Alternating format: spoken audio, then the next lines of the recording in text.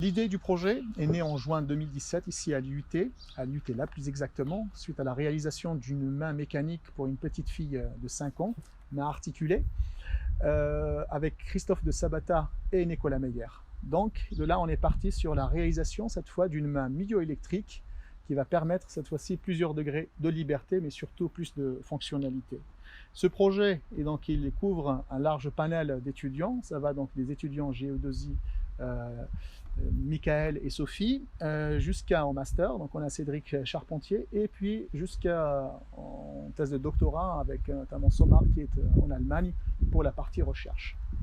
La prothèse a rendu un grand service à la petite Éline, comme le montre d'ailleurs la vidéo envoyée par sa mère où on la voit faire du vélo.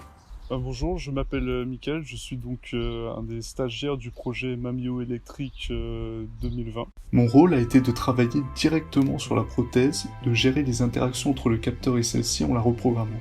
Les données du capteur vont ainsi transiter en Bluetooth jusqu'à un nano-ordinateur puis vers un microcontrôleur embarqué sur la prothèse. J'ai également exploré différentes possibilités de fonctionnement pour la prothèse, comme la commande vocale ou la détection de mouvements par caméra. Voici un signal bruité.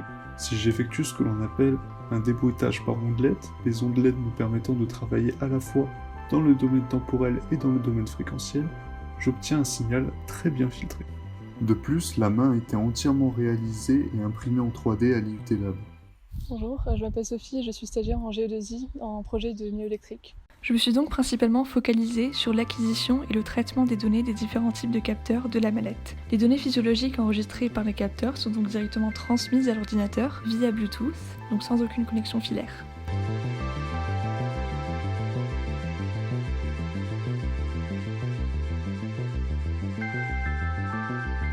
Je suis ensuite passée par le traitement de signal afin d'analyser chaque caractéristique et composante de ces différents signaux.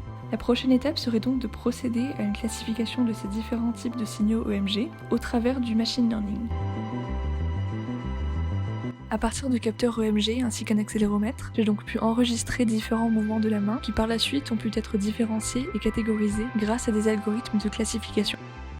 Nous tenons à remercier particulièrement la Fondation partenariale UHA pour son soutien matériel et l'IUT Lab ainsi que le laboratoire IRIMAS.